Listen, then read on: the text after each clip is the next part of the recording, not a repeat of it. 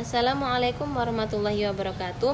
Kami dari kelompok 11 yang beranggotakan saya sendiri, Lintang Ulul Azmi Syairah, dan teman saya Nur Faiza akan mempresentasikan makalah kami yang berjudul Sumber-sumber klasifikasi ilmu, hierarki ilmu dan metode ilmu.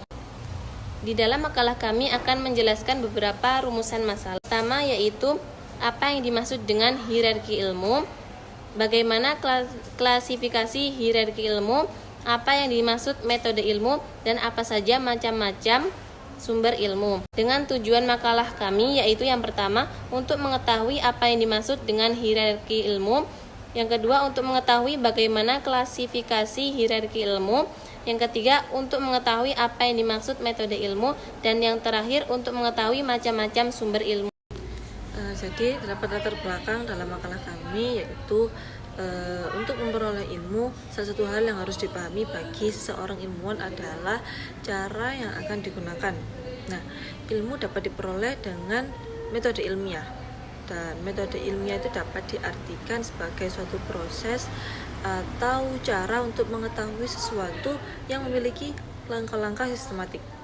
Nah, dengan menggunakan metode yang tepat dalam mencari ilmu, maka akan memudahkan seseorang, dan seseorang akan lebih mudah dalam memecahkan permasalahan melalui penalaran dan pembuktian.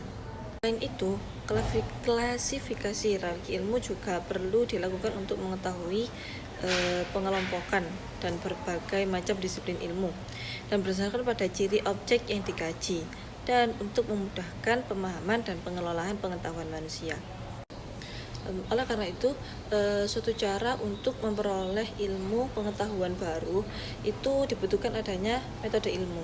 Nah, dari metode ilmu ini dan sumber-sumber ilmu hingga mendapatkan pengetahuan yang baru, dan prosedur yang digunakan oleh para ilmuwan untuk pencarian sistematis terhadap pengetahuan dapat sesuai dengan apa yang diharapkan, serta memperoleh kebenaran dan pengetahuan harus melalui berbagai sumber yang ada. Oke, untuk yang pertama di sini saya akan menyampaikan mengenai apa sih hierarki ilmu itu. Nah, hierarki ilmu adalah suatu disiplin ilmu yang memiliki prioritas atau kedudukan yang setara dan lebih rendah dari disiplin ilmu yang lainnya. Nah, untuk hierarki ilmu sendiri memiliki arti lain, yaitu urutan atau tingkatan dalam ilmu pengetahuan. Nah, sebagaimana yang telah disebutkan atau dijelaskan oleh kelompok-kelompok sebelumnya mengenai disiplin ilmu yang memang memiliki banyak bidang di dalamnya. Nah, dari bidang tersebut sering disebut dengan cabang ilmu. Nah, dari cabang ilmu sendiri berkembang menjadi ranting ilmu. Nah, dari suatu ranting ilmu itu akan bertumbuh pesat sesuai dengan perinciannya menjadi tangkai ilmu. Oleh karena itu, dari teoritis dan praktis di situ mewakili hierarki ilmu memiliki tingkatan, yakni jenis ilmu, rumpun ilmu, ranting ilmu, dan juga tangkai ilmu. Nah, dari hierarki ilmu merupakan sebuah kekuatan dalam suatu kehidupan. Jadi di mana pengetahuan itu bisa didapat dari belajar kepada orang lain, kemudian dari membaca buku, mengikuti pendidikan, dan sebagainya. Nah, dari hierarki ilmu sendiri memiliki 5 landasan, yakni yang pertama yaitu tradisi, kemudian yang kedua yakni adanya otoritas, kemudian yang ketiga trial and error, untuk yang keempat yaitu penalaran logis, dan yang kelima adalah metode ilmiah. Jadi untuk yang pertama adalah tradisi. Nah, dari tradisi sendiri merupakan landasan hierarki ilmu yang paling rendah. Mengapa? Karena dari tradisi tersebut sudah diketahui atau sudah diyakini kebenarannya dari orang-orang pada masa lalu. Nah, jadi pada orang-orang yang sekarang itu melanjutkan pada orang-orang masa lalu. Bahkan dari tradisi sendiri tidak diketahui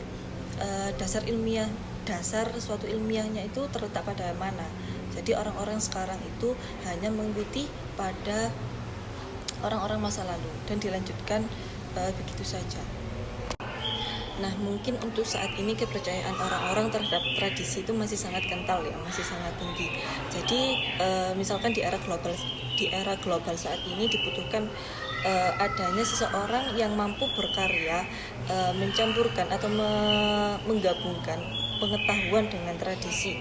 Nah, jika memang bisa diterapkan, maka diterapkan, dan jika dari keduanya bertentangan, maka seseorang lebih baik mencari atau memilih referensi lain daripada tradisi tersebut. Nah, untuk yang kedua yakni otoritas. Nah, otoritas sendiri memiliki arti yaitu sebuah pengetahuan yang dianggap benar jika seorang ahli yang mengatakannya. Nah, misalkan guru yang mengatakan kepada muridnya, maka mungkin itu dianggap benar oleh muridnya. Jadi seorang siswa atau para siswa itu memandang seorang guru adalah ahli. Nah, dari situ mereka berasumsi bahwa apa yang dikatakan oleh guru merupakan sesuatu yang benar. Nah, dari situ kebanyakan orang mempercayai atau membenarkan perkataan para ahli, meskipun mereka tidak mengetahui apa yang dikatakan itu benar atau tidak. Untuk yang ketiga yakni trial and error. Nah, trial sendiri di sini memiliki arti mencoba dan error merupakan suatu kesalahan. Nah, dari sini bisa diambil trial and error merupakan suatu hierarki ilmu yang di situ berisikan untuk mencoba dan menilai dari suatu kesalahan yang ada. Nah, dengan mengulang-ulangi percobaan tersebut, seseorang maka mengetahui di mana letak kesalahannya dan di mana dia juga bisa memperbaiki kesalahannya tersebut. Nah, dari misalkan investigasi merupakan sebuah rinci yang merupakan hasil dari percobaan trial and error ini. Namun dapat dipastikan bahwa trial and error ini juga memiliki keterbatasan yang begitu penting. Jadi harus memiliki dasar ilmiah yang jelas. Nah, kemudian yang keempat adalah penalaran logis. Penalaran logis yaitu pengetahuan yang didapat dari suatu pengalaman pribadi yang dimiliki oleh seseorang, kemudian digabungkan dengan kecerdasan atau pemikiran yang formal. Nah, dari penalaran logis memiliki dua sifat, ya. Ini terdapat sifat deduktif dan induktif. Bersifat deduktif yaitu untuk membuat hipotesis, dan kemudian untuk yang induktif yaitu diperoleh dari sebuah pengamatan. Namun untuk menghasilkan sebuah pengetahuan yang terbaik, maka dari penalaran logis ini harus disertai dengan tes empiris. Untuk yang terakhir yakni metode ilmiah. Nah, metode ilmiah ini merupakan puncak dari hierarki ilmu, yang mana pengetahuan atau metode ilmiah ini melibatkan penyelidikan sistematis, kemudian empiris, pengendalian, penulisan hipotesis yang secara kritis. Nah, jadi untuk mengembangkan atau melaksanakan metode ilmiah ini memerlukan pertimbangan banyak faktor, karena di sini juga harus memerlukan pengembangan opini. Jadi seperti itu. Selanjutnya yaitu klasifikasi hierarki ilmu. Yang dimaksud dengan klasifikasi hierarki ilmu adalah pengelompokan berbagai macam disiplin ilmu berdasarkan objek yang dikaji. Adapun tujuan dari klasifikasi hierarki ilmu itu sendiri yaitu untuk memberikan kemudahan kepada manusia dalam proses belajar, sehingga para ilmuwan memberikan pendapatnya tentang pengklasifikasian hierarki ilmu. Tokoh yang pertama yaitu Aristoteles. Dia menyatakan bahwa klasifikasi ilmu dibagi menjadi dua. Yang pertama yaitu ilmu teoritis dan juga ilmu praktis. Ia mengatakan bahwa ilmu itu adalah alat, juga ilmu sebagai tujuan. Ilmu sebagai alat berarti logika, dan sedangkan ilmu sebagai tujuan itu dibagi menjadi dua, yaitu ilmu teoritis dan ilmu praktis. Ilmu teoritis seperti ilmu kimia, fisika, dan metafisika, sedangkan ilmu praktisnya yaitu etika, ekonomi, dan politik. Selanjutnya yaitu Al-Kindi, yang juga memberikan pendapat yang sama seperti Aristoteles, yang mengklasifikasikan ilmu menjadi dua, yaitu ilmu teoritis dan juga ilmu praktis. Selanjutnya yaitu Al-Farabi. Al-Farabi ini mengelompokkan ilmu menjadi dua, yaitu ilmu agama dan juga ilmu filsafat.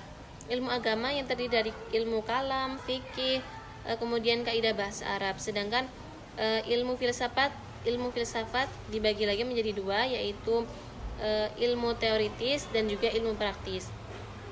Selanjutnya yaitu Al-Ghazali.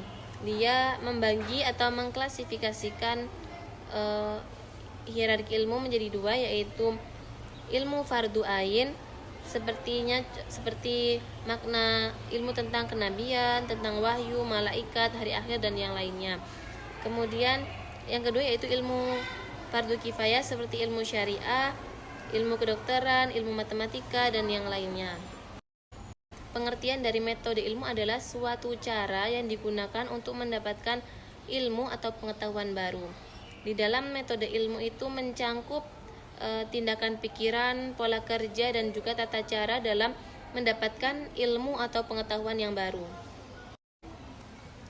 Atau dalam pengertian yang lain, metode ilmu adalah sebuah cara yang digunakan oleh para ilmuwan untuk mendapatkan pencarian sistematis tentang satu ilmu dan mengembangkan ilmu yang telah ada sebelumnya. Di dalam metode ilmu mengandung struktur rasional dan juga penyelidikan ilmiah.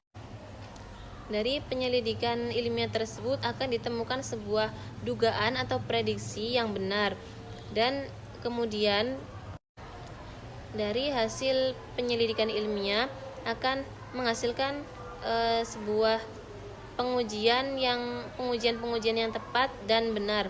Kemudian di mana pengujian tersebut akan diterapkan dalam berbagai disiplin ilmu seperti ilmu astronomi, fisika dan juga kimia. Kemudian metode-metode dari setiap bidang ilmu seperti astronomi, kimia, dan fisika itu berbeda-beda. Contohnya dalam bidang ilmu astronomi menggunakan metode observasi, sedangkan di bidang ilmu fisika dan kimia menggunakan metode eksperimen. Beberapa metode yang digunakan bergantung pada apa yang dipelajari, bergantung kepada ilmu atau pengetahuan yang akan dipelajari. Yang pertama yaitu observasi. Observasi adalah suatu kegiatan mengamati suatu objek dengan tujuan dapat memahami apa yang terjadi dalam fenomena objek tersebut. Metode observasi meliputi beberapa indera seperti mendengar, melihat. Yang keempat yaitu metode statistik. Metode statistik yaitu metode yang dilakukan untuk mengetahui sesuatu data dengan cara mengumpulkan, menganalisis dan mengelompokkan data atau bilangan. Metode statistik ini akan mempermudah kita karena akan memberikan sesuatu atau mempermudah kita karena sesuatu yang tidak dapat kita jangkau dengan panca indera.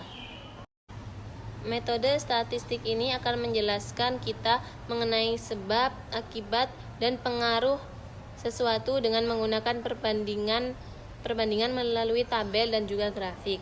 Yang selanjutnya, yang kelima yaitu metode sampling atau pengambilan sampel. Metode sampling ini kita lakukan dengan cara mengambil sampel dari beberapa orang atau beberapa anggota di dalam suatu kelompok sehingga data tersebut akan mewakili seluruh anggota yang ada di dalamnya. Metode sampling atau pengambilan sampel ini harus benar-benar kita lakukan secara teliti agar kita mendapatkan sebuah data yang tepat. Yang terakhir yaitu metode berpikir reflektif. Metode ini cenderung untuk menekankan pada kita untuk berpikir secara terarah, gigih dan juga terus-menerus dengan mempertimbangkan secara seksama permasalahan yang ada. Reflektif di sini tidak hanya berupa urutan dari gagasan tetapi juga sebuah proses yang sedemikian rupa sehingga masing-masing ide mengaju untuk menemukan langkah selanjutnya. Kemudian berpikir reflektif secara terus-menerus akan memberikan kemudahan dalam menyelesaikan suatu permasalahan. Keenam, metode tersebut akan diaplikasikan dalam setiap metode ilmu sesuai dengan apa yang akan dikaji.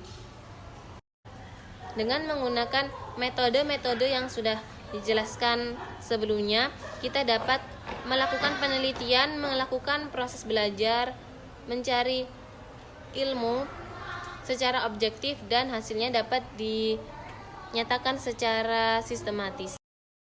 Kemudian yang keempat yakni mengenai sumber-sumber ilmu pengetahuan. Nah, sumber-sumber ilmu pengetahuan ini yang pertama yaitu ada rasionalisme. Nah, rasionalisme ini diambil dari kata bahasa Inggris yang berarti rasionalisme, yaitu yang berakal. Kemudian dalam bahasa Latin ini diambil dari kata ratio yang memiliki arti akal. Dan secara terminologis pemahaman atau madhab dari rasionalisme ini berpusat pada akal karena akal menempati posisi yang lebih unggul daripada penginderaan yang lainnya. Rasionalisme juga merupakan aksioma fundamental yang dimana dalam rasionalisme ini digunakan untuk membangun sistem berpikir yang mana bersumber dari ide. Pikiran manusia itu mempunyai pengetahuan untuk menciptakan ide-ide ini, tapi manusia tidak menciptakannya atau mempelajarinya melalui dari pengalaman. Kemudian untuk yang kedua yaitu empirisme. Empirisme ini secara etimologi berasal dari kata bahasa Inggris yang berarti empirics, yaitu yang memiliki arti pengalaman. Kemudian berakar dari bahasa Yunani yaitu empiria yang memiliki arti mengalami.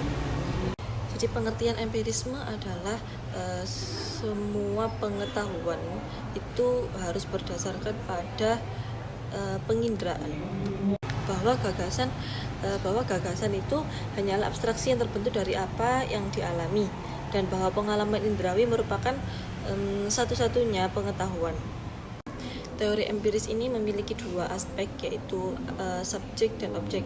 Untuk subjeknya yaitu yang mengetahui, dan objek yaitu yang diketahui. Kemudian yang ketiga yakni intuisi. Nah, intuisi ini terdapat banyak golongan yang mengemukakan bahwa intuisi ini termasuk dalam sumber pengetahuan, karena dari intuisi seseorang akan mendapatkan pengetahuan yang secara tiba-tiba, jadi secara langsung tanpa adanya penalaran tertentu. Henry Bexel mengemukakan bahwa intuisi merupakan pengembangan pemikiran yang cukup tinggi tapi masih bersifat personal. Nah, untuk yang keempat yakni sumber wahyu. Nah, wahyu ini merupakan sumber ilmu yang disebutkan bahwa wahyu itu diturunkan kepada hamba-hambanya dari Tuhan kepada hamba-hambanya untuk disebarluaskan. Jadi sumber ilmu yang disebut wahyu ini sumber ilmu yang sama dengan agama atau keyakinan yang masih bersifat mistis. Dan untuk yang terakhir yakni otoritas. Nah, otoritas itu merupakan sebuah wewenang yang sah yang diakui oleh kelompoknya dan dimiliki oleh seseorang. Nah, seseorang menerima pengetahuan itu sebagai kebenaran, bukan karena telah memverifikasinya dari luar diri seseorang, tetapi karena disahkan oleh otoritas yang sah atau bersumber terpercaya dari lapangan. Terima kasih, sekian presentasi dari kami kelompok 11. Mohon maaf atas segala kekurangan dalam presentasi kami. Wassalamualaikum warahmatullahi wabarakatuh.